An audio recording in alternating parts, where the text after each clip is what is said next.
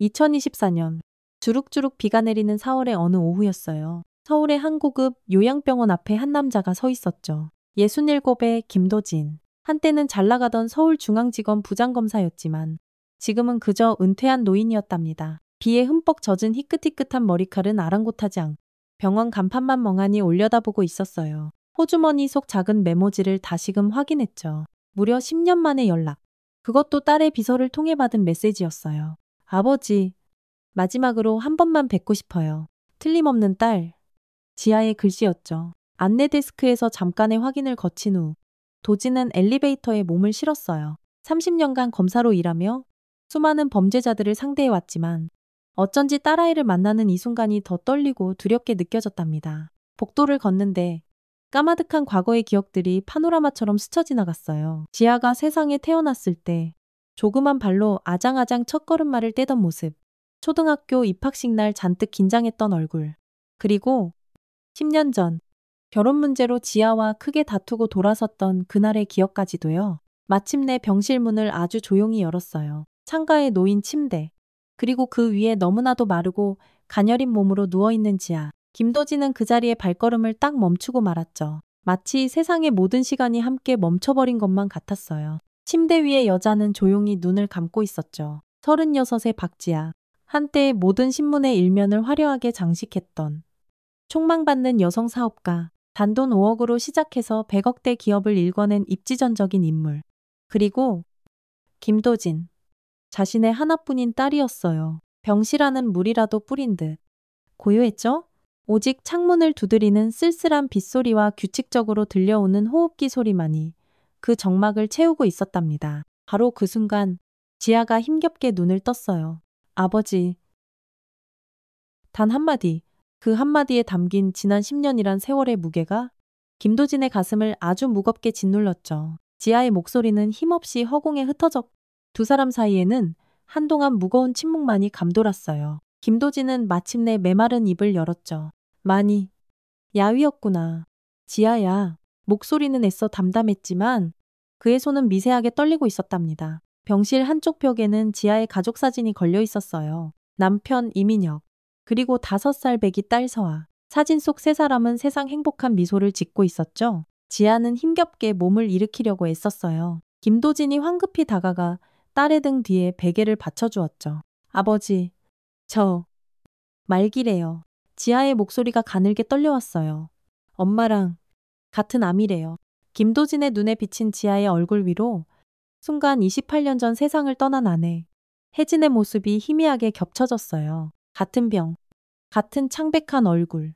역사는 어찌 이리도 잔인하게 반복되는 걸까요? 김도진은 천천히 지아의 침대 옆 의자에 몸을 낮춰 앉았어요. 그리고 딸의 앙상한 손을 덥석 잡았죠. 미안해요. 아버지, 10년 동안 연락 한 번 못하고. 김도진은 천천히 고개를 저었어요. 아니다. 내가 더 미안하다. 제 결혼 반대하셨잖아요. 지아의 눈에서 뜨거운 눈물 한 방울이 주르륵 흘러내렸어요. 괜찮아요. 결국 아버지가 옳았어요. 지아가 힘없이 쓴웃음을 지어 보였죠.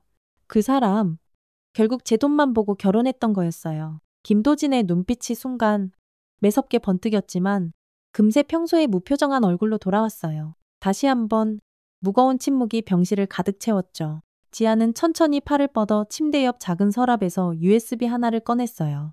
아버지, 저 혼자 힘으로 어떻게든 버텨보려고 했어요. 제 딸, 우리 서아도 있으니까요. 김도진은 딸의 마른 손을 더욱더 단단히 잡았어요. 처음엔 정말 몰랐어요. 시댁 사람들이 어떤 사람들인지. 지아의 목소리가 점점 더 작아졌죠. 제가 건강검진을 받고 결과가 나왔을 때 시댁 식구들 모두 그 결과를 제게 숨겼어요. 남편이란 사람은 의사를 돈으로 매수해서 다른 가벼운 병명으로 절 속였고요. 지아의 눈에서 또다시 눈물이 방울져 떨어졌어요. 제 딸 서아를 인질처럼 잡고 있었어요. 너 같은 정신 나간 엄마한테 아이를 맡길 수 없다는 그런 말도 안 되는 핑계를 대면서요. 김도진의 표정에는 아무런 변화가 없었지만 그의 눈빛은 서서히 얼음장처럼 차갑게 식어가고 있었죠. 30년간 검사로 일하며 그는 수많은 극악무도한 범죄자들을 상대했지만 지금 이 순간만큼 처절한 분노를 느껴본 적은 없었답니다. 유서대로라면 제 모든 재산은 우리 서아에게 가게 되어 있어요. 하지만 그 전에 남편이란 작자가 전부 가로챌 거예요. 지금 제게는 법적으로 그걸 막을 힘이 하나도 없어요. 지아는 그 작은 USB를 아버지의 손에 힘주어 쥐어주었어요. 이건 제가 몰래 모아온 증거들이에요. 그 인간이 그리고 그 가족들이 어떻게 저를 이렇게까지 철저하게 망가뜨렸는지에 대한 기록이에요. 김도진은 USB를 말없이 자신의 양복 안주머니 깊숙이 넣었어요. 그리고 딸의 이마에 가만히 손을 얹었죠. 말해보거라. 또 누가 그랬는지? 누가 내 딸을 이 지경으로 만들었는지. 전부 다 김도진의 목소리는 나지막했지만 그 안에 담긴 결연한 의지는 마치 거대한 산이라도 움직일 수 있을 만큼 강하게 느껴졌어요. 지아의 눈에서 굵은 눈물방울이 뚝뚝 떨어져 내렸죠. 남편이요. 그리고 시어머니도요. 제가 하루빨리 죽기만을 기다렸어요. 우리 서아친권이랑 제 돈 때문에요. 김도진은 아주 침착하게 딸의 눈물을 닦아주었어요. 평생 단 한 번도 살갑게 표현하지 못했던 서툰 부정이 그의 거친 손끝에서 고스란히 전해지는 듯했죠. 아빠, 그 사람들한테서 제 딸 서아만큼은 꼭 지켜주세요. 지아가 마지막 남은 힘을 다해 아버지의 손을 꼭 잡았어요. 아빠라는 그 한마디가 김도진의 가슴을 세차게 울렸죠. 지아가 그를 아빠라고 부른 것은 까마득한 초등학교 졸업식 이후 처음 있는 일이었으니까요. 김도진은 평생 법정에서 냉철하게 유죄를 선고해왔던 바로 그 입술로 처음으로 딸에게 굳은 약속을 했어요. 그래, 내가 반드시 내 딸, 내 손녀 서아를 지켜주마. 지아의 힘없는 목소리가 다시 한번 병실에 희미하게 울렸어요. 아버지, 시댁 그 인간들이 어떤 사람들인지 온 세상에 다 알려주세요. 법으로, 아버지만이 할 수 있는 그 방법으로요. 김도진의 눈가에 언뜻 물기가 어리는 듯 했지만 그의 목소리는 조금의 흔들림도 없이 단단했어요. 그래, 내가 검사로서 내 마지막 수사를 시작하마. 지아는 아버지의 손을 꼭 잡은 채 간신히 속삭였어요. 저희 닮았대요. 엄마가 아버지랑 제가 고집센 그 눈빛까지 똑같다고 하셨는데 그 말에 김도진의 기억 속에서 아련하게 아내의 목소리가 울려 퍼지는 듯했어요. 도진 씨, 우리 지아는 당신 눈빛을 꼭 닮았어요. 말 안 해도 다 알아요.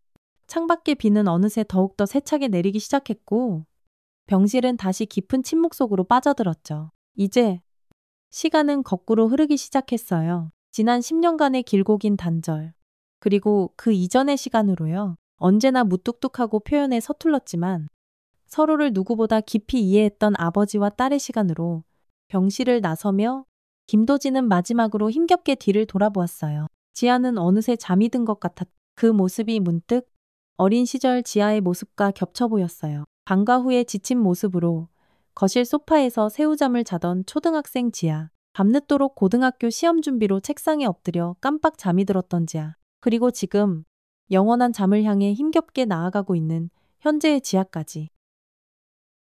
김도진은 병원 복도에 우두커니 서서 아주 깊은 숨을 내쉬었어요. 안주머니 속 USB가 유난히 묵직하게 느껴졌. 30년 동안 오직 정의만을 위해 살아왔다고 자부했던 그가 이제야말로 자신의 인생에서 가장 중요하고도 절박한 마지막 사건을 맞이하게 된 것이었어요. 기다려라. 내 딸을 이 지경으로 만든 것들. 도진의 눈에서 얼음보다 차가운 결의가 서늘하게 빛났어요. 검사로서의 마지막 수사?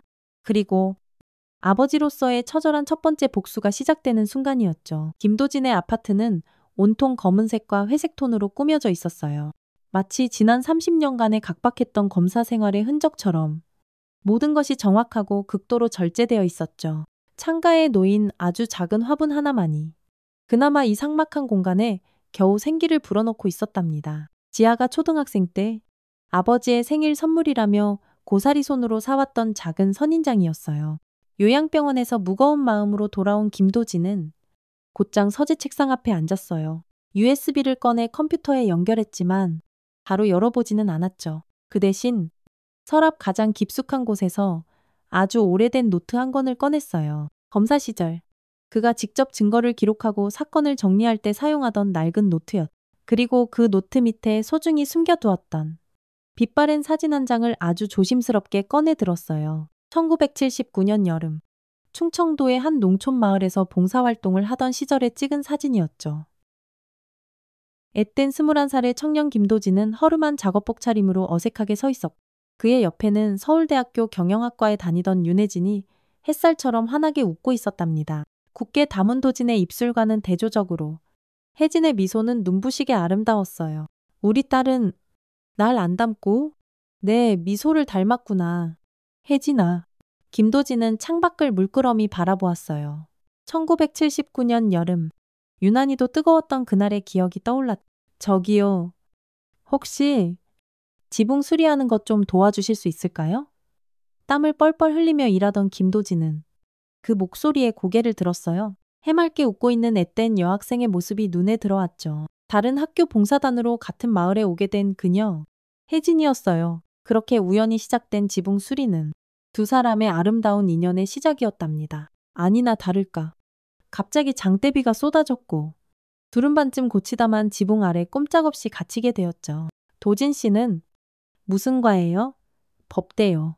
와, 진짜 멋있네요. 그럼 나중에 검사 되실 거예요. 도진은 잠시 망설였어요.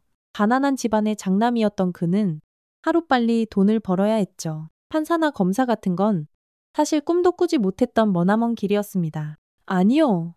그냥 졸업하고 빨리 취직해야죠. 윤혜진은 아주 진지한 눈빛으로 그를 똑바로 바라보았어요. 아니에요. 도진 씨 같은 사람이 검사가 되어야 이 세상이 조금이라도 바뀔 수 있을 거예요. 전 눈빛만 봐도 알아요. 정의롭고 아주 단단한 사람이란 걸요. 그날 내렸던 비, 그리고 그날 그녀가 했던 그 말 한마디가 김도진의 인생을 통째로 바꿔놓았답니다. 오빠! 우리 부모님이 오빠 한번 만나보고 싶어 하세요. 교제를 시작한 지 1년쯤 되었을 때 혜진이가 아주 조심스럽게 말을 꺼냈죠. 도진은 이미 예감하고 있었어요. 이름만 대면 알만한 재벌가의 3세였던 혜진의 부모님이 가난한 법대생인 자신을 반길 리가 없다는 것을요. 예상했던 대로 그 만남은 최악이었어요. 학생? 우리 혜진이 그만 포기하게. 자네 미래를 망치고 싶지 않다면 이게 최선일세. 혜진의 아버지는 얼음장처럼 차갑고 냉정했죠. 그리고 그날 밤 혜진이는 엉엉 울면서 도진을 찾아왔어요. 오빠! 우리 그냥 도망갈까나. 오빠 없이는 정말 못 살 것 같아. 도진은 말없이 고개를 저었어요. 그는 이미 마음속으로 다른 결심을 굳힌 뒤였죠. 기다려줘. 내가 반드시 검사가 될 때까지. 그리고 그 후 3년 동안 하루에 단 4시간만 자며 미친 듯이 공부한 끝에 도진은 꿈에 그리던 사법시험에 합격했어요. 혜진의 부모님은 여전히 두 사람의 결혼을 격렬하게 반대했지만 그들은 결국 사랑의 힘으로 결혼에 골인했죠. 결혼식장에는 안타깝게도 혜진의 가족은 단 한 명도 참석하지 않았어요. 우리 딸은 이제 죽었다고 생각하겠다. 그것이 혜진의 아버지가 남긴 마지막 말이었습니다. 도진은 다음 사진을 꺼냈어요. 반지하 단칸방에서의 소박했던 신혼생활. 검사 임용식 날 혜진이 떨리는 손으로 건네주었던 만년필. 그리고 딸 지아가 태어나던 날 찍은 사진까지. 태어나서 처음으로 뜨거운 눈물을 흘렸던 바로 그날이었죠. 여보, 우리 지아가 당신 눈빛을 꼭 닮았어요. 말 안 해도 다 알아요. 그렇게 몇 년 동안 비록 가난했지만 검사로서의 굳건한 사명감을 가지고 밤낮 없이 바쁘게 일했고 작은 단칸방에서도 세 식구는 세상 누구보다 행복했어요. 하지만 그 찬란했던 행복이 그렇게 짧을 줄은 정말 꿈에도 몰랐죠. 딸 지아가 8살이 되던 해 병실 침대에 누워있던 혜진의 얼굴은 너무나도 창백했어요. 가궁한 말기. 의사는 이미 가망이 없다고 마음의 준비를 하라고 했죠. 병상 옆에는 어린 지아가 불안한 눈빛으로 앉아 있었어요. 어린아이의 눈동자는 마치 이미 많은 것을 알고 있다는 듯 깊고 슬퍼 보였죠. 엄마, 나 학교에서 시험 100점 맞았어. 엄마 보여주려고 가져왔지롱. 지아는 가방에서 꾸깃꾸깃한 시험지를 천천히 꺼냈어요. 혜진은 힘겹게 희미한 미소를 지어 보였죠. 우리 딸? 엄마보다 훨씬 똑똑하네. 혜진은 남편을 향해 힘겹게 눈짓했고 도진은 말없이 고개를 끄덕였어요. 그는 지아의 작은 손을 잡고 병실 밖으로 조용히 데리고 나갔죠. 지아야, 잠깐만. 여기서 기다리고 있어. 아빠가 엄마랑 이야기 좀 하고 나올게. 지아는 아무 말 없이 복도 의자에 가만히 앉았어요. 어린 나이였지만 이미 말없이 기다리는 법을 터득하고 있었죠. 어쩌면 아버지를 조금씩 닮아가고 있었는지도 몰라요. 병실 안에서 혜진은 남편의 손을 아주 힘껏 쥐었어요. 여보, 우리 부모님한테서 아마 마지막으로 연락이 올 거예요. 우리 지아에게 줄 유산이 좀 있대요. 도지는 단호하게 고개를 저었어요. 필요 없어? 내가 버는 검사 월급으로도 충분히 지아 잘 키울 수 있어. 혜진은 씁쓸한 미소를 지었죠. 당신 고집은 여전하네요. 하지만 우리 지아를 위해서라도 제발 받아줘요. 그건 내 몫으로 남겨진 거니까. 그날 밤 혜진은 조용히 눈을 감았고 다시는 깨어나지 못했어요. 장례식장에 지아의 외가 쪽 사람들이 왔지만 도진과는 단 한마디도 나누지 않았죠. 다만 웬 변호사 한 명이 다가와 두툼한 서류 봉투 하나를 건넸을 뿐이었어요.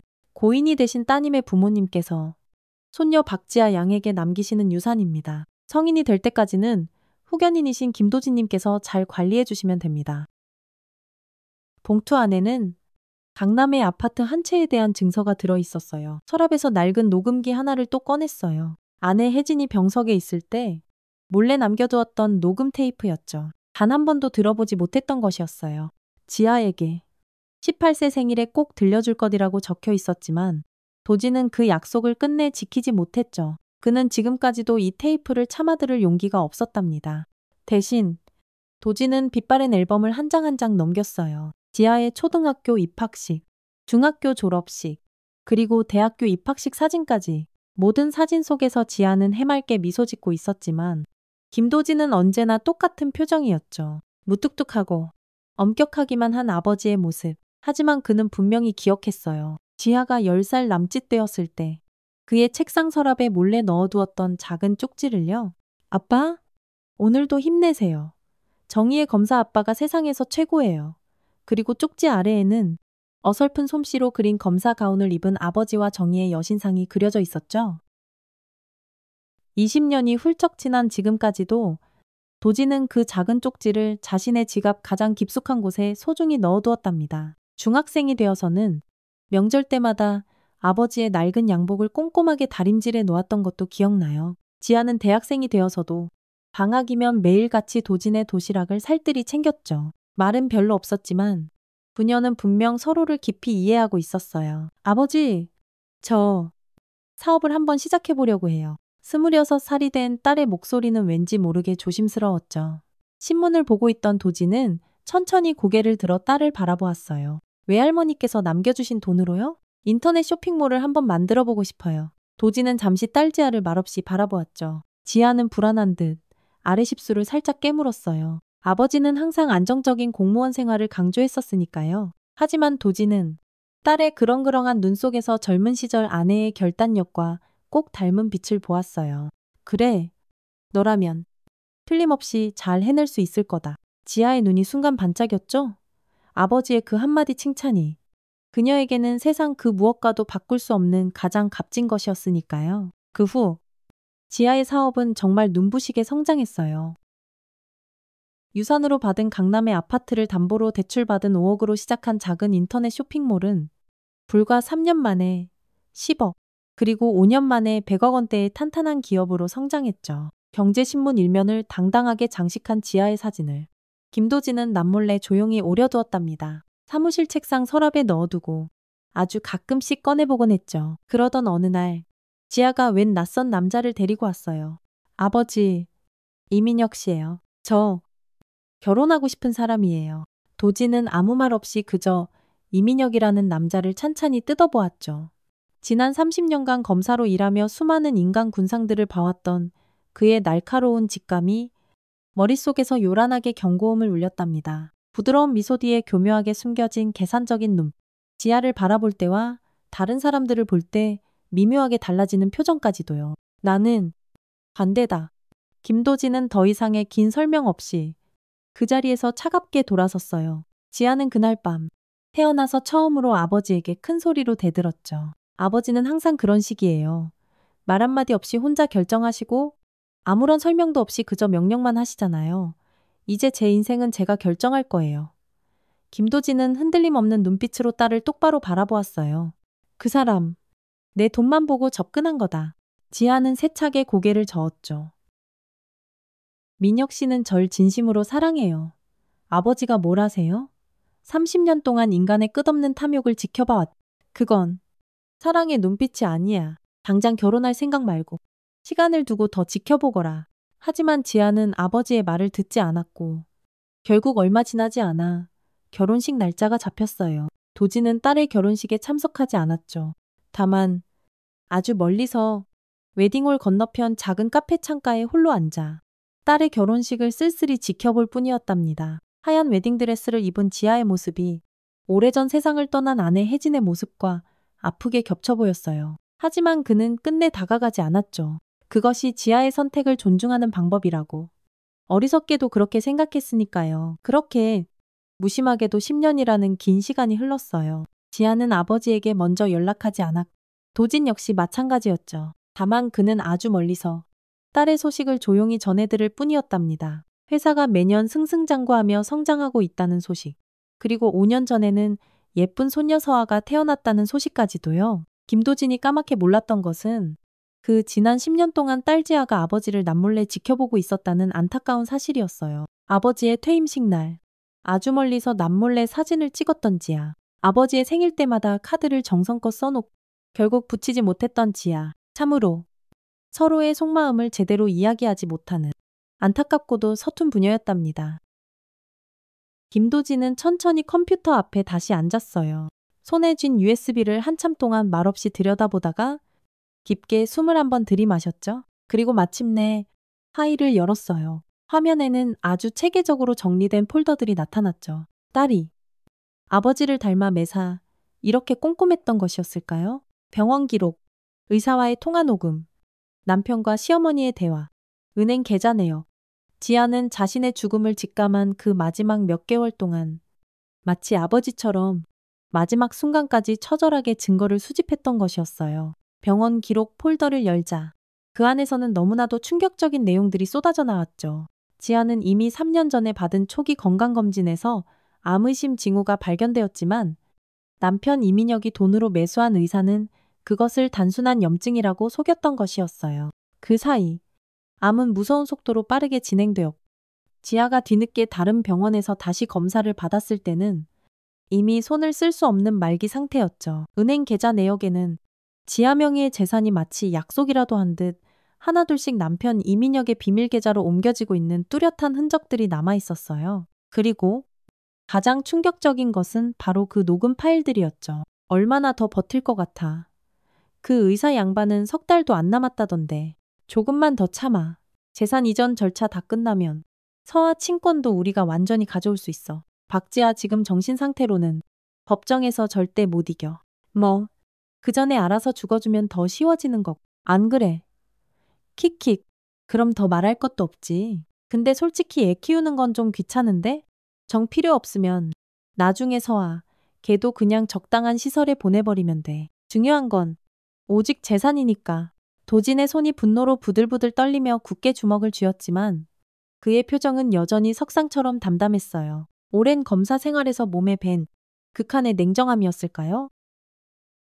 마지막 폴더에는 아버지에게라는 짧은 이름이 붙어 있었죠. 도진은 잠시 그 폴더를 말없이 응시하다가 천천히 열었어요. 그 안에는 단 하나의 영상 파일만이 덩그러니 들어 있었답니다. 화면에 지아의 얼굴이 나타났어요. 병원 침대에 힘없이 누워있는 모습이었죠. 이미 너무나도 야위고 초췌해져 있었습니다. 아버지, 이 영상을 보고 계신다면 저는 아마 이미 이 세상을 떠났을지도 모르겠네요. 지아의 목소리는 아주 약했지만 그 눈빛만큼은 여전히 단단하고 또렷했어요. 지난 10년 동안 정말 죄송했어요. 결국 아버지 말씀이 다 옳았는데 제가 어리석은 고집을 부렸어요. 그깟 자존심이 뭐라고.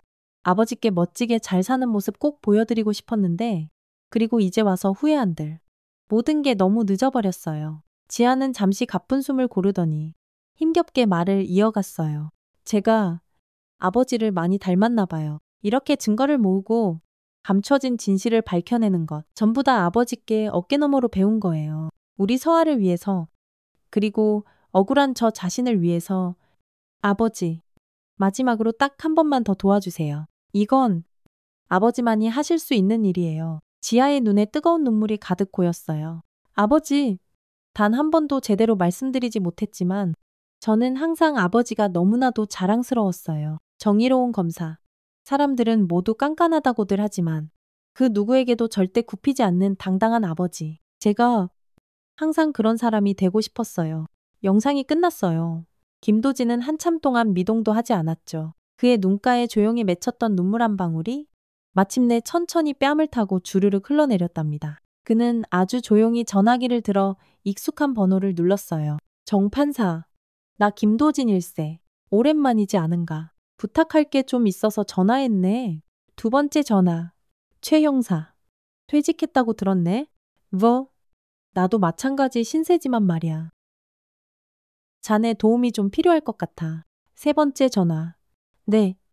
서울중앙지방법원 가정법원 담당자 되십니까? 저.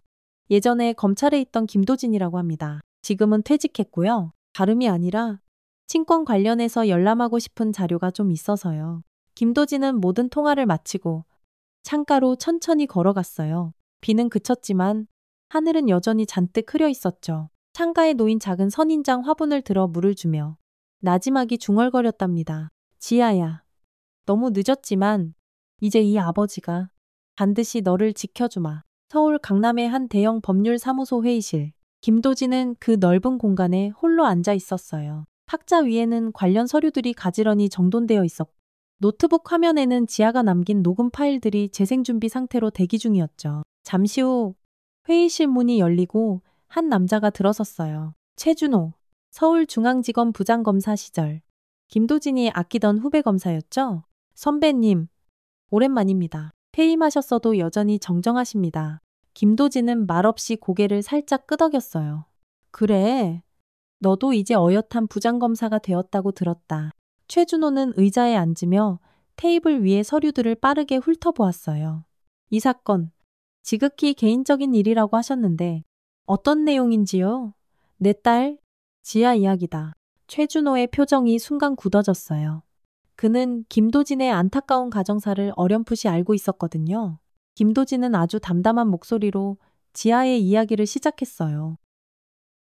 성공한 사업가가 된 딸, 그리고 그녀의 막대한 재산을 노리고 치밀하게 접근한 사위, 초기암 진단 사실을 악의적으로 숨긴 의사들과 시댁 식구들, 그리고 죽음의 문턱에서 마지막으로 아버지를 찾아온 딸의 절박했던 모습까지 최준호의 얼굴이 들으면 들을수록 점점 더 어둡고 심각하게 변해갔어요.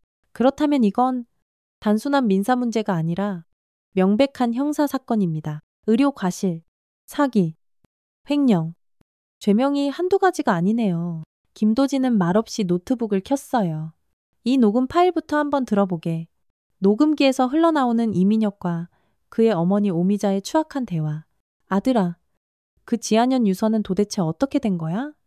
모든 재산을 그 어린 서아한테 다 넘기게 해놨다는 게 정말이야. 어머니, 너무 걱정 마세요. 제가 이미 위임장 몇 개는 확실하게 받아뒀어요. 박지하게가 정신이 오락가락할 때 제가 미리미리 손 써서 준비해 둔 거죠. 역시 내 아들. 머리는 아주 비상해. 그래도 항상 조심해야 한다. 그 지아 애비가 왕년에 잘 나가던 검사 출신이라며. 괜찮아요.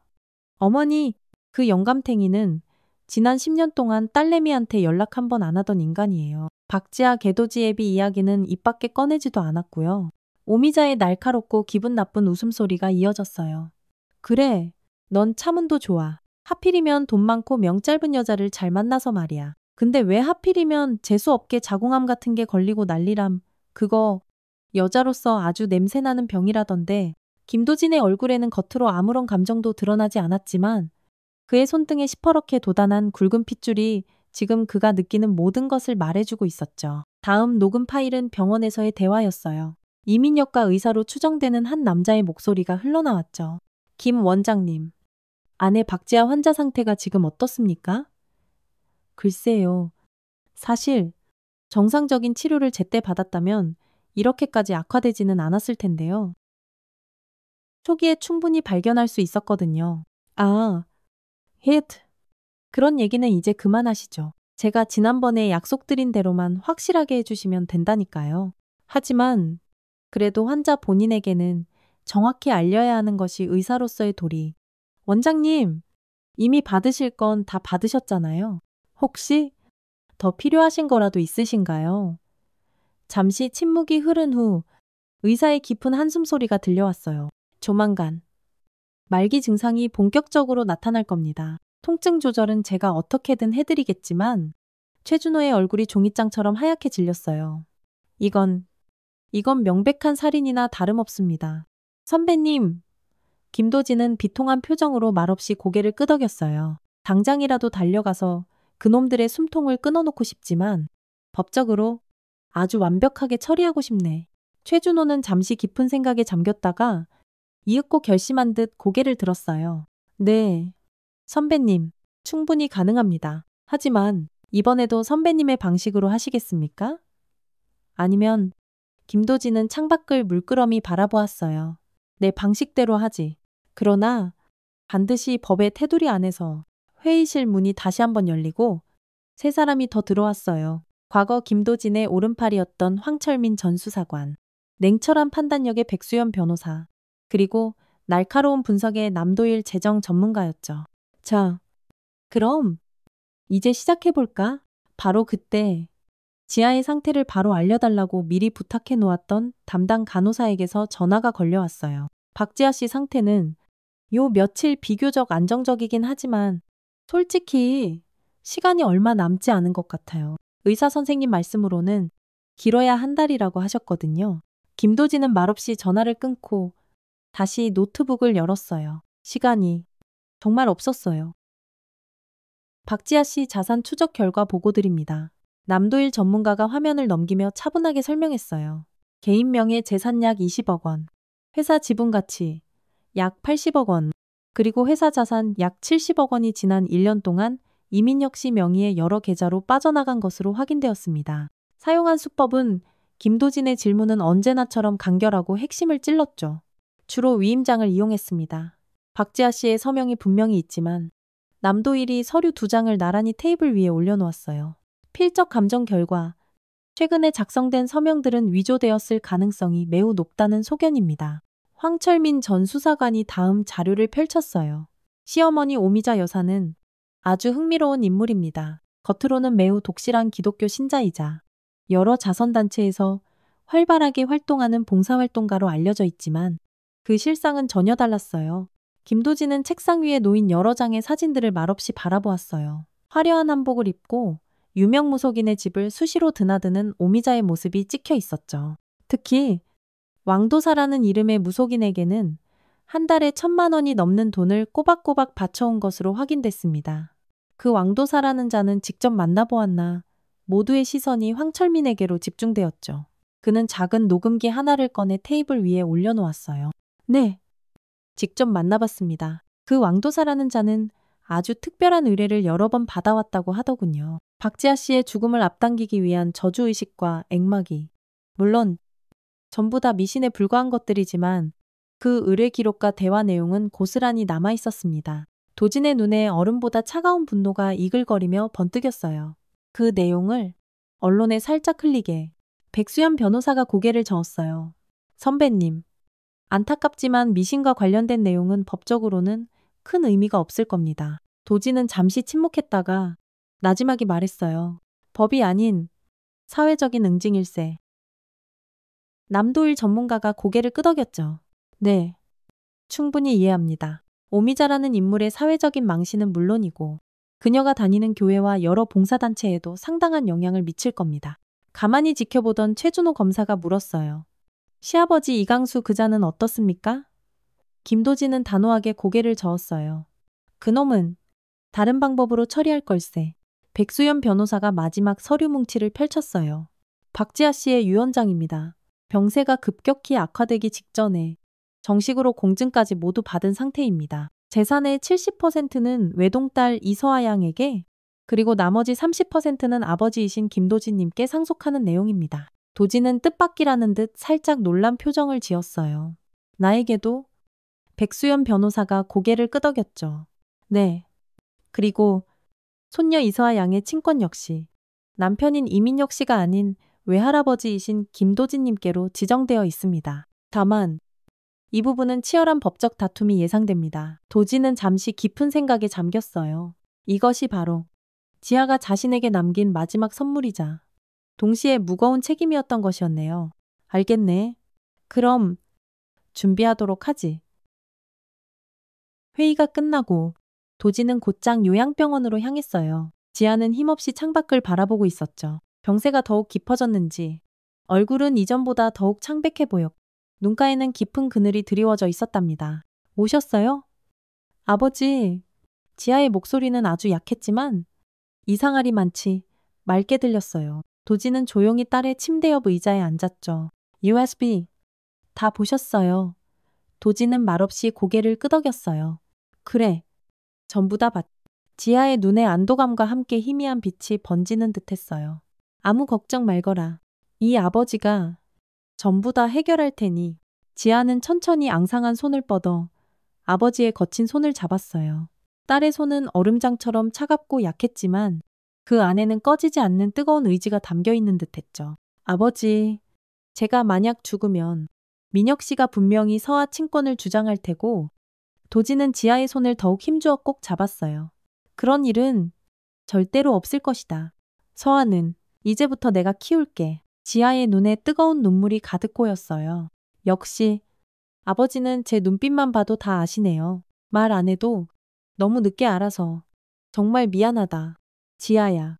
그 말에 도진의 가슴이 저리게 아파왔어요. 오래전 아내가 남겼던 그리고 이제 딸 지아가 똑같이 물려받은 바로 그 말. 그래? 다 알고 있다. 바로 그때 병실 문이 벌컥 열리며 이민혁이 들어왔어요. 그는 장인을 보자 당황한 기색이 역력했죠. 아, 아버님, 언제 오셨습니까? 도지는 아주 천천히 자리에서 일어섰어요. 그의 눈빛은 과거 검사 시절 서슬퍼런 법정에서 피고인의 유죄를 주장할 때의 바로 그 눈빛이었어요. 이민혁 씨, 단 한마디였지만 그 목소리에는 얼음과도 같은 차가움과 분노가 서려 있었답니다. 이민혁의 얼굴이 순간 하얗게 질렸어요. 지아의 초기암 진단 사실을 숨긴 이유가 뭐지? 이민혁의 눈이 당황한 듯 크게 흔들렸어요. 네, 그게 무슨 말씀이신지. 김도진은 양복 안주머니에서 작은 녹음기를 꺼냈어요. 버튼을 누르자 이민혁과 담당 의사가 나누었던 추악한 대화가 병실 안에 생생하게 울려 퍼졌죠. 이민혁의 얼굴에서 핏기가 완전히 사라졌어요. 그는 마치 물먹은 솜처럼 입을 뻐끔거리며 열었다 닫기를 반복했죠. 이건 전부 오해입니다. 아버님 지아도 다 알고 있었고. 거짓말 마. 지아의 목소리가 병실을 가득 채웠어요. 비록 약했지만 그 어느 때보다 단호했죠.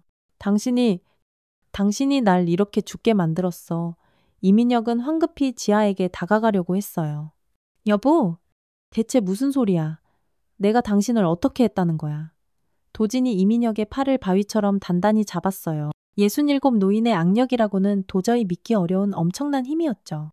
한 걸음도 더 가까이 가지 마. 이민혁은 극도의 공포에 질린 눈으로 김도진을 넋놓고 바라보았어요. 그제야 그는 자신의 이 장인이 그저 단순하게 퇴직한 힘없는 뒷방 늙은이가 아니라는 것을 처절하게 깨달은 듯했죠. 바로 그 순간 이민혁은 자신이 얼마나 크나큰 실수를 저질렀는지 뼈저리게 깨달았어요. 그는 비틀거리며 다급하게 뒤로 물러섰죠. 이제부터 내가 검사로서 마지막 수사를 시작한다. 내 딸을 이 지경으로 죽음으로 몰아넣은 너희들을 위한 아주 특별한 수사를 말이다. 이민혁은 겁에 질려 말을 더듬거렸어요. 무슨 말씀이신지 저는 제 아내를 진심으로 사랑했고. 김도진은 이민혁의 말을 차갑게 끊었어요. 내일 오전 10시까지 서울중앙지검 특수부로 출석하게. 소환장은 아마 오늘 중으로 자네 집으로 송달될 거야. 이민혁은 극도의 공포에 질려 허둥지둥 병실을 뛰쳐나갔어요. 김도진은 그런 그의 뒷모습을 싸늘하게 바라보다 이내 딸 지아에게로 돌아섰죠. 지아의 입가에는 아주 희미한 미소가 어려 있었답니다. 역시 우리 아버지는 여전히 멋있으세요. 김도진은 그런 딸을 말없이 바라보았어요. 그의 눈가에도 아주 잠깐 희미한 미소가 스쳐 지나가는 듯했죠. 그는 말없이 지아의 이마에 가만히 손을 얹어주었답니다. 병실을 나서는 김도진의 발걸음은 그 어느 때보다 무거웠어요. 복도에서 그는 사돈인 오미자와 정면으로 마주쳤죠. 어머나, 사돈어른 아니세요. 웬일이세요? 우리 지아한테 오셨나 봐요. 아이고, 우리 불쌍한 며느리. 어쩌면 좋아요. 도지는 오미자를 아무런 표정 없이 싸늘하게 바라보았어요. 오미자 여사, 듣자 하니 믿고 따르는 무속인이 아주 용하다고 하더군요. 오미자의 얼굴이 순간 딱딱하게 굳어졌어요. 네, 아, 그게 무슨, 곧 알게 될 겁니다. 그 무속인이라는 자가 정말로 앞날을 꿰뚫어 볼 수 있는 신통한 능력이 있는지 말입니다.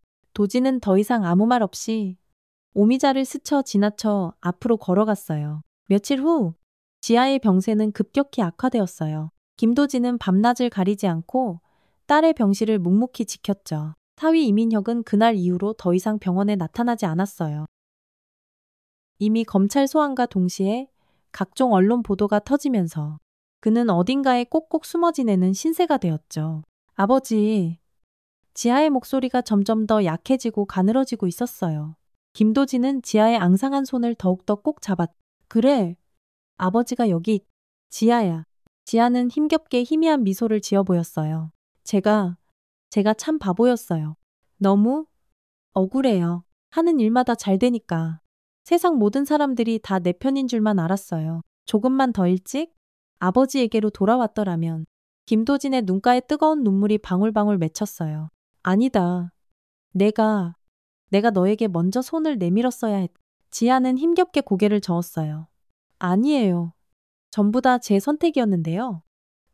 지는 김도진은 지아의 차가워진 이마에 자신의 입술을 가만히 가져다 댔어요. 평생 동안 단 한 번도 딸에게 해준 적 없었던 서툴고도 애틋한 첫 번째 입맞춤이었죠. 지아야, 미안하다. 정말 미안하다. 지아의 눈에서도 뜨거운 눈물이 주르륵 흘러내렸어요. 아버지, 저도 미안해요. 그리고 지아의 호흡이 갑자기 가빠지기 시작했어요. 딸은 마지막 남은 모든 힘을 다해 아주 작은 목소리로 말했죠. 고마워요. 아버지, 마지막 순간에나마 아버지를 다시 만날 수 있어서 정말 다행이에요. 그리고 지아의 눈이 아주 천천히 감겼어요. 병실의 심장 모니터에서 단조롭고도 절망적인 기계음이 길게 울려 퍼졌죠. 김도진은 아주 침착하게 간호사 호출 버튼을 눌렀어요. 그리고 지아의 이마에 마지막 작별의 입맞춤을 했답니다. 지아야, 이제 아무 걱정 말고 편히 쉬어라. 나머지는 이 아버지가 전부 다 알아서 해결할게.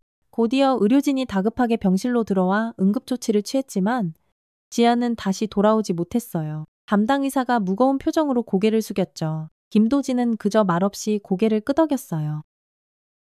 그의 눈에는 더 이상 눈물이 흐르지 않았죠. 그 대신 얼음보다 차갑고도 단단한 결의만이 가득했습니다. 감사합니다. 장례 절차는 제가 직접 챙기겠습니다. 지아의 싸늘하게 식어버린 손에서 자신의 손을 아주 천천히 빼내며 김도진은 마지막 약속을 나지막이 속삭였어요. 지아야, 그놈들이 너에게 한 짓. 이 아버지가 반드시 똑같이 갚아줄게. 그리고 우리 서아는 내가 목숨 걸고 지킬 것이다. 네가 그토록 간절히 바랐던 대로 말이다. 병실을 나서는 도진의 얼굴에서는 그 어떤 감정도 찾아볼 수 없었어요. 그는 곧장 장례식장으로 향하면서 후배 최준호 검사에게 전화를 걸었죠. 내 딸이 방금 죽었네. 이제부터 진짜로 시작하도록 하지? 전화기 너머로 최준호의 침통한 목소리가 들려왔어요. 선배님, 너무나도 안타깝습니다. 제가 모든 것을 완벽하게 준비하겠습니다. 김도진은 말없이 전화를 끊고 창밖을 물끄러미 바라보았어요. 어느새 다시 비가 내리기 시작했죠. 마치 하늘도 지아의 안타까운 죽음을 슬퍼하기라도 하는 듯이 말이에요. 지아의 장례식은 아주 조용하고 엄숙한 분위기 속에서 치러졌어요. 추적추적 비가 내리는 가운데 김도진은 검은색 정장 차림으로 딸의 영정사진 옆에 홀로 굳건히 서 있었죠. 그의 눈에는 슬픔도 분노도 담겨 있지 않았어요. 그저 묵묵히 마지막 의무를 다하는 사람의 모습이었죠. 이민혁과 그의 가족들은 아주 멀찍이 떨어져서 눈치만 보고 있었고 지하의 사업 관계자들이 끝없이 조문 행렬을 이루었어요. 이민혁은 슬픔에 잠긴 남편 역할을 그럴듯하게 연기하고 있었지만 도진의 싸늘한 시선이 자신에게 닿을 때마다 불안한 듯 애써 시선을 피했죠. 삼가 고인의 명복을 빕니다. 최준호 검사가 다가와 김도진에게 정중히 인사했어요. 그의 뒤를 이어 법조계에 수많은 사람들이 줄을 지어 조문했죠. 지난 30년간 검사로 재직하며 쌓아올린 그의 두터운 인맥들이었어요. 아주 멀리서 이민혁이 그 광경을 넋놓고 지켜보며 얼굴이 점점 더 하얗게 질려갔어요. 그저 평범한 퇴직 공무원 정도로만 생각했던 장인이 사실은 법조계에 엄청난 영향력을 가진 거물급 인사라는 사실을 이제야 처절하게 실감하는 듯했죠. 형님, 너무 마음 아프시겠습니다. 황철민 전 수사관이 다가와 김도진의 어깨를 조용히 두드렸어요. 그는 도진이 현직 검사로 수사할 때 항상 그림자처럼 함께했던 최고의 파트너였죠. 모든 준비는 이미 다 끝났습니다. 내일부터라도 당장 시작할 수 있습니다. 도진은 그저 고개만 살짝 끄덕였어요. 장례를 모두 마치고 돌아온 도진의 아파트에는 네 사람이 미리 모여 있었어요. 최준호 검사, 백수연 변호사, 남도일 재정 전문가, 그리고 황철민 전 수사관이었죠. 넓은 탁자 위에는 지아가 목숨과 맞바꿔 남긴 방대한 자료들이 가지런히 펼쳐져 있었답니다. 이제 시작합니다. 김도진의 간결하고도 단호한 선언으로 마지막 복수를 위한 회의가 시작되었어요. 남도일 재정 전문가가 가장 먼저 입을 열었죠. 박지아 씨의 유언장은 법적으로 아무런 하자가 없이 완벽합니다. 재산의 70%는 외동딸 이서아 양에게, 그리고 나머지 30%는 김도진님께 상속되는 내용이지요. 문제는 이미 이민혁이 교묘하게 빼돌린 70억 원의 회사 자금과 이서아 양의 친권 문제입니다. 백수연 변호사가 고개를 끄덕였어요. 이민혁은 이미 가정법원에 이서아 양에 대한 단독 친권자 지정 신청을 해놓은 상태입니다. 외할아버지이신 김도진님께서 지난 10년간 손녀와 아무런 연락도 없이 지냈다는 점을 집중적으로 부각하고 있습니다. 김도진은 아주 담담한 목소리로 물었죠. 내 손녀 서아는 지금 어디에 있지? 황철민 전 수사관이 관련 자료를 펼쳤어요. 이민혁의 어머니, 오미자가 현재 데리고 있는 것으로 확인됩니다. 어제부터 유치원에도 보내지 않고 집에만 데리고 있다고 합니다. 김도진은 창밖을 물끄러미 바라보았어요. 좋다. 그럼 먼저 이민혁 그놈부터 시작하자. 최준호 검사가 두툼한 서류 봉투를 열었어요. 이민혁에게는 특정 경제 범죄가 중처벌법상 횡령 혐의를 적용할 수 있습니다. 회사 자금 70억 원을 개인적인 용도로 빼돌린 정황이 너무나도 명확합니다. 이미 검찰에 정식으로 고발장을 제출해 놓은 상태입니다. 다음 날 아침, 이민혁은 자신의 회사로 출근하던 중 갑자기 들이닥친 검찰 특수부 수사관들에게 현장에서 긴급 체포되었어요. 모든 언론은 일제히 100억대 자산가 여성, CEO의 남편, 회사 자금 70억 횡령 혐의로 전격 구속이라는 자극적인 헤드라인을 대서특필하며 쏟아냈죠. 바로 같은 시간, 오미자가 매주 정기적으로 다니던 대형교회와 그녀가 후원하던 여러 자선단체에 익명의 제보가 동시에 들어갔어요. 오미자가 용하다는 무속인 왕도사에게 자신의 며느리의 죽음을 재촉하는 끔찍한 저주를 여러 차례 의뢰했다는 충격적인 내용과 함께 그 증거 사진들까지 첨부되어 있었죠. 교회 장로들은 엄청난 충격에 빠졌고 자선단체들은 긴급 이사회를 소집했어요. 전화벨이 쉴 새 없이 울려대는 가운데 오미자는 극도의 공황 상태에 빠졌답니다. 말도 안 돼.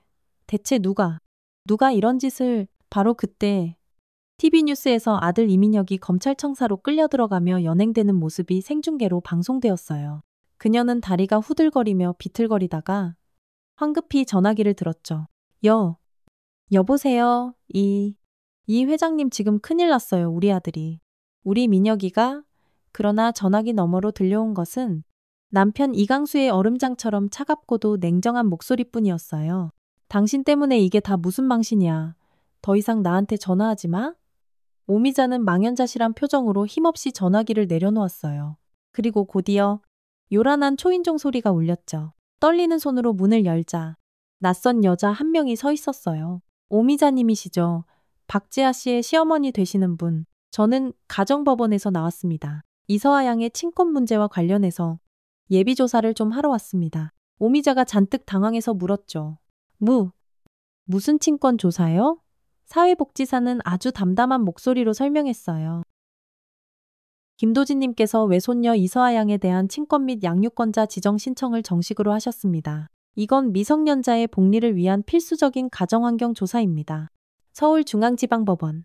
김도진은 재판을 앞두고 백수연 변호사와 마지막으로 상담을 진행 중이었어요. 오늘은 바로 이민혁의 첫 번째 재판이 열리는 날이었죠. 모든 준비는 다 끝났습니다. 선생님, 증거가 워낙 완벽해서 뒤집힐 가능성은 거의 없습니다. 김도진은 말없이 고개를 끄덕였어요. 그리고 이서아 양은 가정법원에서 임시보호 조치로 오늘부터 김도진님의 보호하에 두기로 결정했습니다. 아마 오늘 저녁쯤에는 직접 만나실 수 있을 겁니다.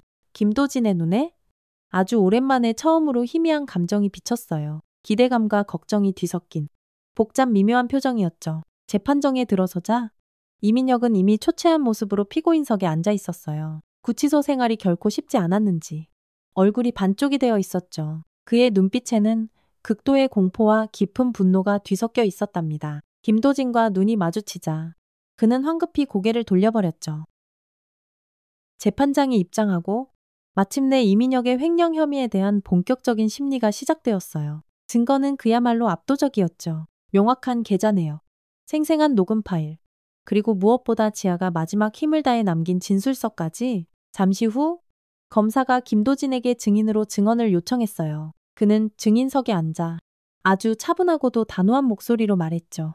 제 딸, 박지아는 누구보다 성실하고 정직한 아이였습니다. 단돈 5억으로 시작해서 100억 원대의 건실한 기업을 스스로 일궈낸 인물입니다. 그런 제 딸이 도대체 왜 자신의 회사 자금을 몰래 빼돌리겠습니까?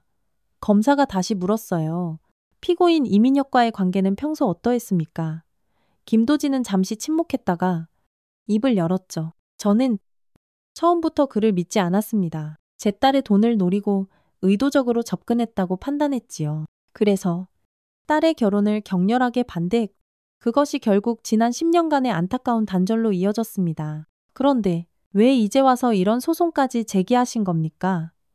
김도진은 피고인석의 이민혁을 똑바로 노려보며 말했어요. 제 딸이 죽기 바로 전에 저를 찾아왔습니다. 그리고 이 모든 추악한 진실을 제게 알려주었지요. 의사를 돈으로 매수해 초기암 진단 사실을 숨긴 일, 회사 자금을 계획적으로 빼돌린 일, 그리고 제 딸이 하루빨리 죽기만을 손꼽아 기다린 일까지도요. 법정안이 순간 숙연해졌어요. 이민혁은 자리에서 벌떡 일어나 소리쳤죠. 거짓말입니다. 저는 지아를 진심으로. 재판장이 버럭 고함을 쳤어요.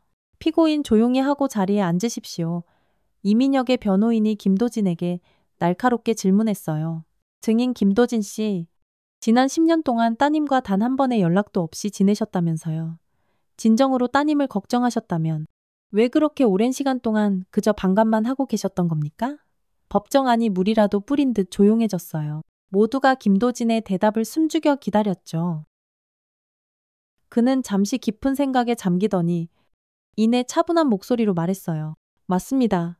모두 제 잘못이었습니다. 딸의 선택을 끝까지 존중하지 못했고 저의 어리석은 고집만을 앞세웠지요. 그 지난 10년의 세월이 제 인생에서 가장 크나큰 후회로 남아 있습니다. 하지만 김도진의 목소리가 갑자기 더욱더 단단하고 힘있게 변했어요. 그렇다고 해서 내 딸을 이토록 비참하게 죽음으로 몰아넣은 저자들을 절대로 용서할 수는 없습니다. 저는 지난 30년간 오직 검사로 살아왔습니다. 법과 정의가 무엇인지 그 누구보다 잘 알고 있다고 자부합니다. 저는 제 딸의 마지막 정의를 반드시 이 자리에서 바로 세우고 싶습니다. 이민혁의 변호인이 다시 한번 물었죠. 그렇다면 지금 이 소송은 지극히 개인적인 감정으로 피고인을 박해하고 있는 것은 아닙니까? 김도진은 단호하게 고개를 저었어요. 저는 감정이 아닌 오직 명백한 증거로만 말합니다. 제 딸이 목숨과 맞바꿔 남긴 그 증거들이 이 모든 진실을 남김없이 말해주고 있지요. 재판은 예상대로 이민혁에게 극도로 불리하게 흘러갔어요. 마지막으로 재판장이 그에게 물었죠. 피고인, 마지막으로 하실 말씀이 있습니까? 이민혁은 땀으로 범벅이 된 얼굴로 힘겹게 일어섰어요. 정말 대한민국의 정의가 무엇인지 똑똑히 알 수 있습니다. 이 모든 것은 정말 텐다드 의무입니다. 저는 제 아내 지아를 진심으로 사랑했고 바로 그때 법정 뒤쪽 방청석에서 한 젊은 여성이 벌떡 일어났어요. 과거 지아의 비서였던 유지민이었죠. 새빨간 거짓말이에요. 우리 박지아 사장님이 그동안 저 인간 때문에 얼마나 괴로워하셨는지 여기 계신 분들은 아무도 모르실 거예요. 재판장이 다시 한번 버럭고함을 쳤어요. 방청객은 발언을 삼가십시오. 즉시 퇴정시키세요. 하지만 이미 법정 안은 크게 술렁이고 있었죠.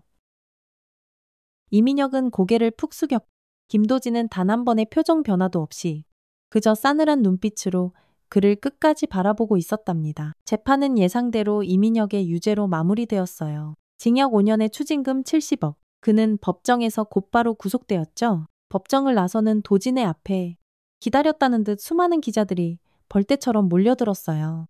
검사 생활을 은퇴하신 후에 이렇게 지극히 개인적인 재판에 직접 서시게 된 소감이 어떠십니까? 도진은 아주 침착하게 대답했어요. 저는 오늘 검사가 아닌 한 아버지의 이름으로 이 자리에 섰습니다. 제 딸의 마지막 정의를 바로 세우기 위해서요. 앞으로의 계획은 어떻게 되시는지요? 김도진은 잠시 하늘을 올려다보았어요. 이제 제 손녀를 만나러 갑니다. 그 아이는 이제 엄마가 없습니다. 제가 할아버지이자 동시에 부모가 되어주어야 합니다. 그날 저녁 아동복지사 직원과 함께 김도진의 아파트로 처음 오게 된 서아는 낯선 환경에 잔뜩 겁을 먹은 듯 조심스럽게 주변을 두리번거렸어요. 5살배기 어린 서아는 태어나서 단 한 번도 직접 만난 적 없는 외할아버지의 집에 처음 오게 된 것이었죠. 도진은 어색하게 웃으며 말했어요. 서아야, 이 할아버지가 바로 내 엄마의 아버지. 그러니까 내 외할아버지란다. 서아는 커다란 눈망울을 깜빡이며 김도진을 한참 동안 올려다보았어요. 그렁그렁한 그 눈망울이 젊은 시절 지아와 너무나도 똑 닮아 있었죠. 김도진은 가슴 한구석이 저릿하게 아파왔어요. 그는 아주 조심스럽게 무릎을 굽혀 서아와 눈높이를 맞추었죠. 서아야, 만나서 정말 반갑다. 김도진의 목소리는 그 어느 때보다 한없이 부드럽고 따뜻했어요. 서아는 아주 작은 목소리로 조심스럽게 물었죠. 정말 우리 엄마? 아빠예요. 김도진은 말없이 고개를 끄덕였어요. 서아가 또다시 물었죠. 그럼 우리 엄마는 언제 와요? 김도진의 눈빛이 순간 크게 흔들렸어요. 아동복지사 직원이 이미 서아에게 어머니의 안타까운 죽음에 대해 조심스럽게 설명했지만 어린아이는 아직 그 깊은 의미를 완전히 이해하지 못하고 있는 듯 했죠. 내 엄마는 아주 예쁜 하늘나라로 갔단다. 하지만 항상 우리 서아를 하늘에서 지켜보고 있을 거야. 서아의 커다란 눈에 금세 눈물이 그렁그렁 고였어요. 그럼 아빠는요? 우리 아빠는 어디 갔어요? 김도진은 잠시 망설였어요. 도대체 어떻게 이 어린 5살배기 아이에게 아버지가 지금 차가운 감옥에 갔다고 설명할 수 있을까요? 네, 아빠는 지금 아주 멀리 일하러 갔단다. 그래서 당분간은 이 할아버지가 우리 서아를 돌봐줄게. 서아는 작은 고개를 끄덕였어요. 엄마가 예전에 그랬어요. 우리 할아버지는 정의의 사람이라고. 그게 무슨 말인지는 잘 모르겠지만 아주 좋은 거라고 했어요. 김도진의 눈가에 어느새 뜨거운 스피가 촉촉하게 맺혔어요. 지아가 그 기나긴 단절의 10년 동안에도 어린 딸에게 자신을 그렇게 자랑스럽게 소개했던 모양이었. 그래, 우리 서아 말이 맞. 할아버지는 이 세상의 정의를 지키는 사람이란다. 서아는 아주 조심스럽게 다가와 김도진의 커다란 손을 자신의 작은 손으로 꼭 잡았어요. 비록 작고 여린 손이었지만 그 따뜻한 온기는 지난 67년간 세상 풍파에 단단하게 굳어버렸던 그의 마음을 부드럽게 녹였죠. 할아버지, 저 배고파요. 그래? 어서 저녁 먹자. 할아버지가 우리 서아 엄마가 제일 좋아하던 맛있는 요리를 해줄게. 서울중앙지검 청사 앞 검은색 정장 차림의 도진이 굳건한 모습으로 서 있었어요. 오늘은 그에게 아주 특별한 날이었죠. 무려 10년 전. 안타깝게도 증거 불충분으로 수사가 중단되었던 바로 그 사건이 극적으로 재개되는 날이었으니까. 검찰청 로비에서 후배 최준호 검사가 김도진을 정중히 맞이했어요. 선배님, 모든 준비는 완벽하게 완료됐습니다. 이강수 그자는 아직 아무것도 모르고 있습니다. 김도진은 말없이 고개를 끄덕였죠. 10년 전에는 아쉽게 놓쳤지만 이번에는 절대로 다를 것이다. 두 사람은 조용히 수사과장실로 향했어요. 그곳에서는 이미 이강수가 피의자 신분으로 초조하게 대기 중이었죠. 한때는 잘 나가던 유명 건설회사의 회장이었던 그는 이제는 그저 초라하고 힘없는 늙은이의 모습이었습니다. 김 검사님, 이강수는 김도진을 보자 깜짝 놀란 표정을 감추지 못했어요. 아니, 왜 검사님께서 여기에? 김도진은 아주 천천히 그의 맞은편 의자에 앉았어요. 지난 30년간 자신이 검사로 일했던 바로 그 자리. 오늘만큼은 특별히 다시 그 자리에 앉을 수 있도록 특별 허가를 받아놓은 상태였죠. 이강수 씨. 2015년에 있었던 국토개발사업 입찰비리 사건. 똑똑히 기억하고 계십니까? 이강수의 얼굴이 순간 하얗게 질렸어요. 그건 이미 다 종결된 사건 아닙니까? 증거 불충분으로. 김도진이 서류 한 장을 그의 앞으로 쓱 내밀었어요. 네, 맞습니다. 그때는 증거가 불충분했지요. 하지만 이번에 아주 결정적인 새로운 증거가 발견됐습니다. 서류에는 10년 전 이강수가 국토개발 사업과 관련하여 여러 명의 고위 공무원들에게 거액의 뇌물을 건넨 정황이 아주 상세하게 기록되어 있었죠. 이건 제 딸 지아가 남긴 USB에서 발견한 겁니다. 이강수가 소스라치게 놀라며 물었어요. 지아가요? 아니, 어떻게? 김도진의 눈이 얼음장처럼 차갑게 빛났어요. 우리 딸은 당신 아들과 결혼한 직후부터 당신 회사의 온갖 비리들을 알게 되었죠. 그리고 관련된 모든 증거들을 아주 치밀하게 수집해 왔습니다. 옆에 있던 최준호 검사가 차분하게 덧붙였어요. 이 증거들은 모두 공소시효가 아직 명백히 남아있는 사건들입니다. 특히 2018년에 있었던 해외 비자금 조성 및 상습적인 탈세 혐의는 최소 7년 이상의 중형에 해당하는 중범죄입니다. 김도진은 아주 천천히 자리에서 일어나 이강수에게로 한 걸음씩 다가갔어요. 당신은 내 딸의 결혼 생활을 처음부터 끝까지 다 지켜봤겠지. 당신 아들이 내 딸 지아의 돈만 노리고 의도적으로 접근했다는 사실을 뻔히 알면서도 모른 척 방관했지. 이강수는 고개를 푹 숙인 채 아무 말도 하지 못했어요. 그것뿐만이 아닙니다. 김도진이 또 다른 서류 한 장을 그의 눈앞에 내밀었어요. 제 딸 지아가 암 진단을 처음 받았을 때 당신은 그 사실을 분명히 알고 있었죠. 그리고 당신 아들 이민혁을 시켜 담당 의사를 돈으로 매수하고 진단 결과를 조작하여 숨기도록 지시한 것도 바로 당신 아닙니까? 이강수의 얼굴이 이제는 하얗다 못해 파랗게 질려버렸어요. 아닙니다. 그건 전부 다 민혁이 그놈이 혼자 저지른 짓입니다. 저는 정말 아무것도 몰랐습니다. 여기, 당신 목소리가 똑똑히 녹음된 파일이 있습니다. 김도진이 작은 녹음기를 켰어요. 아버지, 그 박지아 건강검진 결과가 생각보다 아주 안 좋게 나왔어요. 그래서 앞으로 어떻게 할 생각이냐. 김 원장이랑 미리 다 얘기해서 검진 결과를 아예 다른 걸로 바꾸려고요. 그거 아주 좋은 생각이다. 안 그래도 박지아 걔네 회사가 이제 막 제대로 궤도에 올랐는데 지금 아프다고 회사 일에 소홀해지면 여러모로 곤란하지 않겠냐. 녹음이 끝나자 이강수는 완전히 무너져 내렸어요. 제가 어떻게 하면 무죄 처분을 받을 수 있을까요? 검사님, 김도진은 얼음처럼 차갑고 냉정한 목소리로 말했어요. 당신은 내 딸을 잔인하게 죽게 만들었어. 당신과 당신 아들이 함께 말이야. 제발 저를 어떻게든. 김도진은 단호하게 고개를 저었어요. 10년 전 당신을 아깝게 놓친 것은 명백한 내 실수였어. 하지만 이번에는 당신의 죄를 마지막 하나까지 샅샅이 추적해서 반드시 법의 심판을 받게 할 겁니다. 이강수는 땀으로 흥건히 젖은 얼굴로 애처롭게 애원했어요. 제 전 재산을 사회에 기부하겠습니다. 무엇이든 다 할게요, 제발. 김도진의 눈빛은 여전히 얼음장처럼 차가웠죠. 너무 늦었어. 당신은 당신 아들과 똑같은 교도소에 가게 될 겁니다. 수사관들이 방으로 들어와 이강수의 양팔에 차가운 수갑을 채웠어요. 그는 다리가 풀려 비틀거리며 힘겹게 일어났죠. 김 검사님, 저는 정말 아무것도 몰랐습니다. 억울합니다. 이강수가 질질 끌려나가는 모습을 끝까지 지켜보며 김도진은 아주 차분하게 말했어요. 지아야, 이제 겨우 절반은 끝났다. 다음 날, 김도진은 황철민 전 수사관과 함께 오미자의 집 앞에 조용히 차를 세웠어요. 경찰차 2대가 이미 골목 입구에서 대기하고 있었죠? 형님, 모든 준비는 다 완료됐습니다. 오미자 그 여자의 혐의는 너무나도 명백합니다.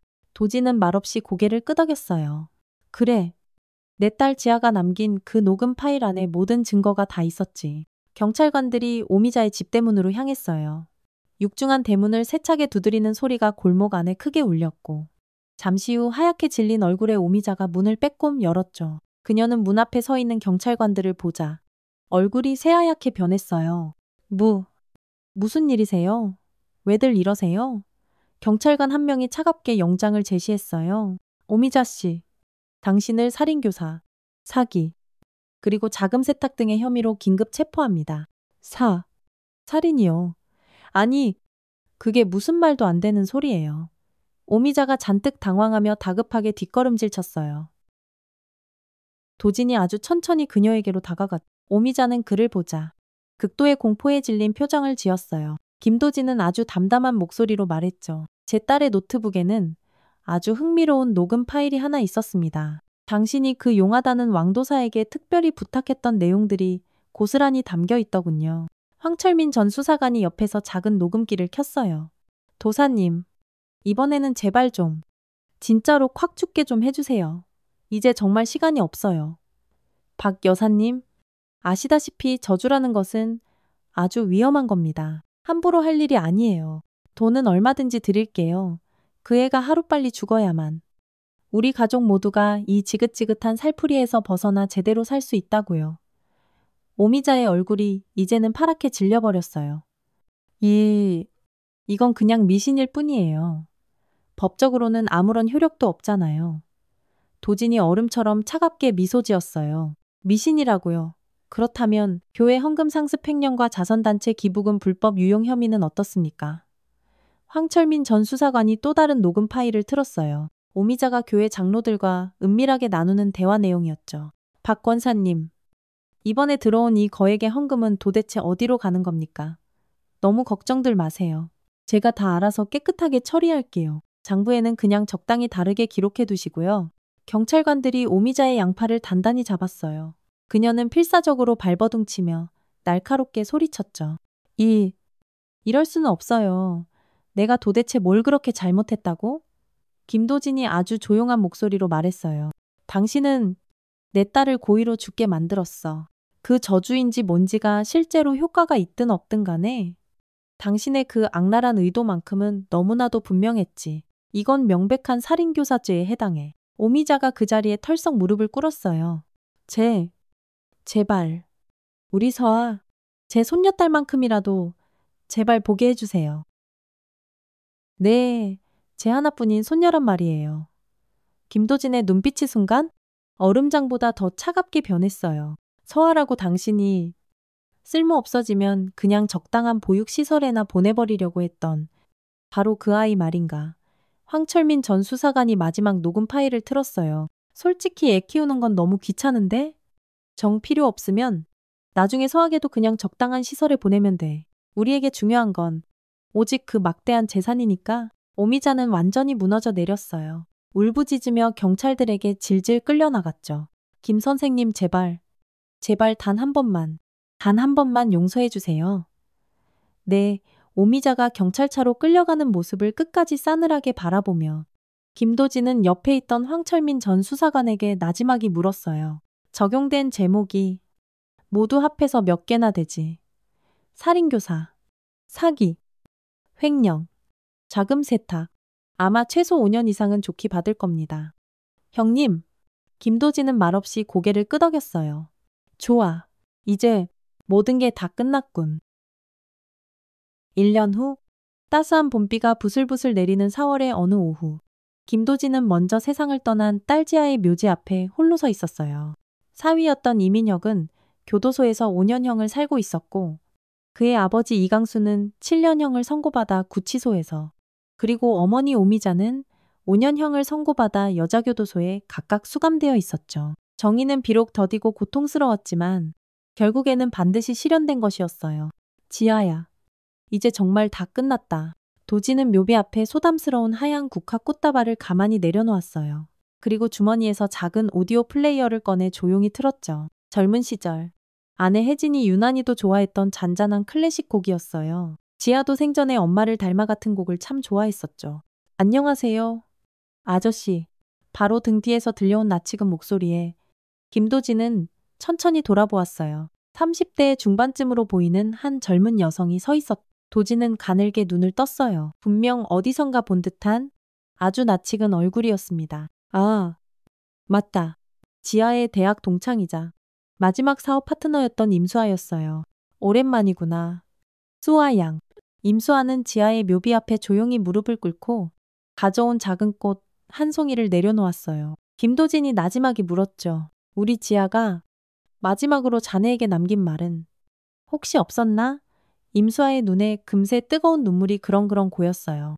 자신은 이제 곧 이렇게 허망하게 죽어갈 뿐이지만 아버지라면 반드시 모든 진실을 밝혀내고 정의를 실현해 주실 거라고 그렇게 굳게 믿는다고 했어요. 우리 아버지는 언제나 말없이 행동으로 모든 것을 보여주시는 분이라고 그렇게 말씀하셨어요. 김도진의 가슴 한구석이 다시 한번 저릿하게 아파왔어요. 그토록 길고 길었던 10년의 단절 속에서도 딸지 않은 마지막 순간까지 아버지를 굳건히 믿고 있었던 것이었어요. 임수아는 잠시 침묵했다가 어렵게 말을 이어갔죠. 사실 지아가 마지막으로 제게 맡긴 물건이 하나 있어요. 그녀는 자신의 가방에서 아주 작은 상자 하나를 조심스럽게 꺼냈어요. 이걸 꼭 1년 후에 아저씨께 직접 전해달라고 신신당부했었어요. 모든 일이 다 깨끗하게 끝난 후에라고 하면서요. 김도진은 아주 조심스럽게 그 작은 상자를 건네받았어요. 이게 대체 뭐지? 한번 열어보세요. 아저씨, 상자 안에는 아주 낡고 손때 묻은 노트 한 권이 들어있었죠. 표지에는 지아의 꿈이라고 어설프지만 정성스러운 글씨로 적혀 있었답니다. 김도진이 떨리는 손으로 노트를 펼치자 첫 페이지에는 유년 시절의 어린 지아가 아버지와 함께 환하게 웃으며 찍은 낡은 사진 한 장이 붙어 있었어요. 깔끔한 검사 제복을 입은 젊은 김도진과 귀여운 초등학교 교복을 입은 어린 지아. 사진 속 아버지는 여전히 무뚝뚝한 표정이었지만 지아는 세상에서 가장 행복한 아이처럼 환하게 웃고 있었. 아니, 지아가 언제 이런 걸 다. 임수아는 희미하게 미소 지었어요. 지아는요. 지난 10년 동안 거의 매일같이 이렇게 일기를 썼어요. 아저씨에 대한 깊은 그리움, 때로는 원망, 그리고 결국에는 용서와 존경으로 다시 돌아온 그 모든 복잡한 감정들까지도요. 김도진은 다음 페이지를 천천히 넘겼어요. 10년 전, 결혼 직후에 쓴 일기였죠. 아버지는 결국 내 선택을 존중해주지 않으셨어. 하지만 시간이 조금만 더 지나면 아버지도 분명 민혁 씨의 진심을 알게 되실 거야. 그때 우리 다시 꼭 만나자. 아버지, 그리고 7년 전에 쓴 일기. 민혁 씨가 요즘 점점 이상하게 달라져 간다. 내 사업이 성공하면 할수록 그의 눈빛이 어딘가 모르게 이상해져. 마치 돈만 보는 사람처럼 말이야. 혹시 아버지가 그때 하셨던 말씀이 옳았던 걸까? 하지만 이제 와서 모든 걸 되돌리기엔 너무 늦어버렸어. 3년 전에 쓴 일기. 요즘 들어 몸이 너무 자주 아프다. 얼마 전에 받은 건강검진에서도 별다른 이상은 없다고 했는데 이상하게 자꾸만 기운이 없어. 민혁 씨는 이런 내게 전혀 무관심해. 문득 아버지에게 연락하고 싶다는 생각이 들었어. 하지만 지난 7년 동안 단 한 번의 연락도 없었는데 내가 아프다는 핑계로 갑자기 아버지를 찾아가면 분명 실망하실 거야. 그게 너무 두려워. 그리고 마지막 1년 전 지아의 마지막 일기였어요. 속았어. 정말 기가 차서 말도 안 나와. 내 병은 이미 너무 많이 진행돼서 손을 쓸 수도 없대. 어떻게 담당 의사까지 돈으로 매수해서 나를 이렇게 감쪽같이 속일 수가 있어. 이제야 모든 걸 다 깨달았어. 이민혁 그 인간은 처음부터 끝까지 내 돈만 노렸던 거야. 결국 아버지가 다 옳았어. 이제 아버지를 만나러 갈 거야. 마지막으로 아버지께 정의를 부탁드리려고. 김도진의 눈에서 뜨거운 눈물이 뚝뚝 떨어져 낡은 노트 위로 번져갔어요. 평생 동안 그가 사람들 앞에서 공개적으로 흘리는 세 번째 눈물이었죠. 아저씨, 지아가 이 노트 맨 마지막 장에 쓴 글이 임수아는 안타까운 표정으로 말끝을 흐렸어요. 김도진이 떨리는 손으로 마지막 페이지를 넘겼죠. 그곳에는 지아의 마지막 메시지가 또렷하게 적혀 있었답니다. 아버지, 제가 이 세상을 떠난 지 꼭 1년이 되는 날, 아마 이 노트를 읽게 되실 거예요. 그때쯤이면 세상의 모든 것이 다 깨끗하게 정리되고 끝났겠지요. 우리 아버지는 반드시 모든 정의를 완벽하게 실현하셨을 테니까요. 지난 10년 동안 제가 얼마나 아버지를 그리워하고 또 그리워했는지 아마 모르실 거예요. 그리고 아버지의 그 냉철했던 선택이 결국 옳았다는 것을 제가 얼마나 이렇게나 뒤늦게 깨달았는지도요. 세상에서 제일 똑똑하다고 자부했지만 정작 세상 무서운 줄은 하나도 몰랐던 이 오만하고 미련한 딸이 아버지께 너무나도 죄송하고 또 죄송할 따름이에요. 마지막으로 우리 서아, 아무쪼록 잘 좀 부탁드려요. 제가 미처 다 해주지 못했던 그 모든 사랑을 이제 아버지가 대신 좀 해주세요. 사랑합니다. 아버지, 나의 단 하나뿐인 세상에서 가장 위대한 아버지. 도지는 그 낡은 노트를 자신의 뜨거운 가슴에 힘껏 끌어안았어요. 그동안 애써 사귀고 또 삭혔던 모든 감정들이 마치 거대한 폭포수처럼 한꺼번에 쏟아져 나왔죠. 지아야. 흐흑. 내가 먼저 너에게 연락했어야 했는데 이 못난 아버지를 용서해다오. 수아는 그런 그의 어깨를 조용히 토닥이며 말했어요. 아니에요. 아저씨.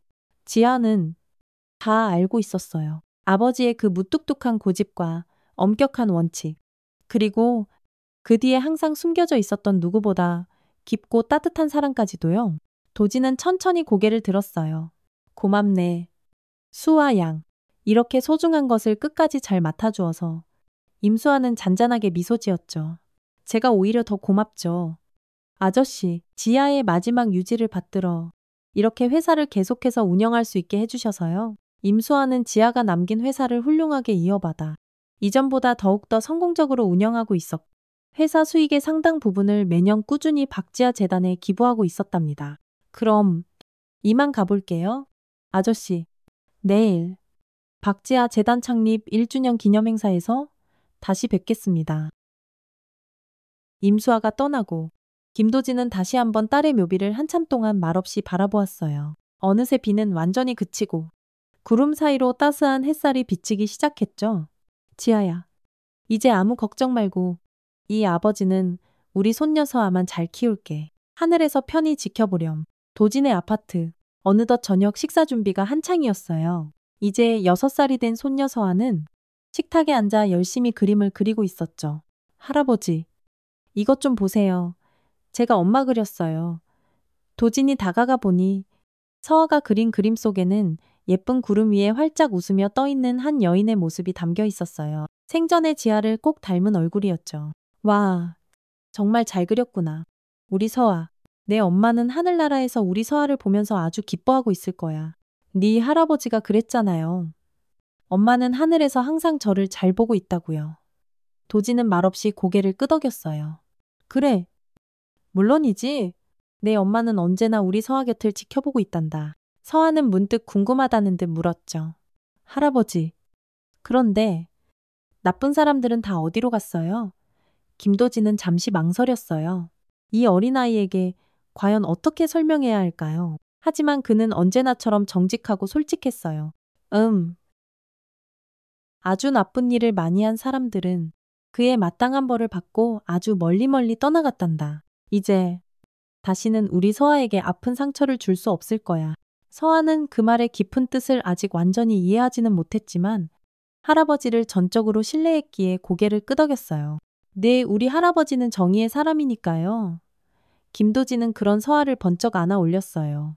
작은 손녀의 무게가 그의 어깨를 살짝 짓눌렀지만 그 무게는 이제 그에게 더없는 기쁨이고 행복이었답니다. 박지아 재단 창립 1주년 기념 행사장. 도진은 손녀 서아의 작은 손을 꼭 잡고 많은 사람들의 박수를 받으며 단상 위로 천천히 올라갔어요. 수많은 취재진과 하객들이 지켜보는 가운데 그는 마이크 앞에 섰죠. 저는 지난 30년 동안 오직 검사라는 한 길만을 걸어왔습니다. 그 기나긴 시간 동안 저는 법과 정의가 과연 무엇인지 배우고 또 배웠다고 생각했습니다. 하지만 제가 진정한 정의의 의미를 가슴 깊이 깨닫게 된 것은 역설적이게도 제 하나뿐인 딸, 박지아를 통해서였습니다. 청중들이 모두 숨을 죽인 채 그의 말 한마디 한마디에 귀를 기울이고 있었어요. 제 딸은 안타깝게도 자신의 어머니처럼 자궁암이라는 병으로 너무나도 젊은 나이에 이 세상을 떠났습니다.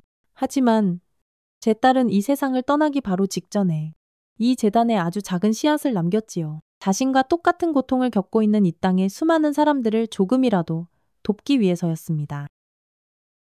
도지는 잠시 가쁜 숨을 고르고 말을 이어갔어요. 오늘 이 박지아 재단의 감격스러운 첫 번째 생일을 맞아 이 자리에서 여러분께 굳게 약속드립니다. 저의 남은 인생 전부를 제 딸의 그 숭고한 뜻을 이어나가는데 온전히 바치겠습니다. 그리고 그는 옆에 서 있는 손녀 서아를 사랑스러운 눈빛으로 바라보았어요. 손녀는 맑고 커다란 눈으로 할아버지를 올려다보고 있었죠. 제 딸 박지아의 딸, 바로 제 손녀 이서아는 앞으로 어머니와 할머니의 그 고귀한 뜻을 이어받아 이 사회에 더욱 큰 빛과 소금이 될 것입니다. 정의와 사랑은 바로 이렇게 세대를 넘어 아름답게 이어지는 것이라고 저는 굳게 믿습니다. 사람들의 뜨거운 박수갈채가 행사장에 우레와 같이 쏟아졌고 김도진은 손녀 서아를 번쩍 안아 올렸어요. 서아의 해맑은 웃음소리가 행사장에 아름답게 울려 퍼졌. 그날 저녁 도진은 서아를 재운 후 조용히 아파트 베란다로 나왔어요. 밤하늘 가득 반짝이는 별들을 한참 동안 바라보며 그는 생각했죠. 어쩌면 인생이란 것은 처절한 복수가 아닌 숭고한 정의로, 그리고 그 정의가 아닌 결국에는 따뜻한 사랑으로 완성되는 것인지도 모른다고요. 주머니에서 아주 작은 녹음기 하나를 꺼냈어요. 무려 28년 전 먼저 세상을 떠난 아내 혜진이 남긴 단 한 번도 들어보지 못했던 낡은 테이프였죠. 이제는 드디어 그 테이프를 들을 준비가 된 것 같았어요. 떨리는 손으로 버튼을 누르자 너무나도 그리웠던 아내의 목소리가 흘러나왔습니다. 여보, 당신이 이 테이프를 듣고 있다면 우리 지아는 아주 예쁘게 잘 크고 있는 거겠죠. 제가 당신 곁을 떠난 지도 아마 아주 오랜 시간이 흘렀을 테고요. 그동안 우리 딸 혼자서 잘 키워주셔서 정말 고맙고 또 고마워요. 여보, 도지는 가만히 눈을 감았어요. 너무나도 오랫동안 사무치게 그리워했 바로 그 목소리였죠. 당신은 항상 말을 많이 하지는 않았지만 그 깊고 따뜻한 눈빛으로 저에게 모든 걸 다 말해주곤 했어요. 아마 우리 지아도 그럴 거예요. 굳이 말하지 않아도 서로의 마음을 깊이 이해하는 그런 다정한 아버지와 딸이 되었으면 정말 좋겠어요. 잠시 혜진의 가녀린 숨소리만 들리다가 이어서 그녀의 목소리가 다시 흘러나왔어요.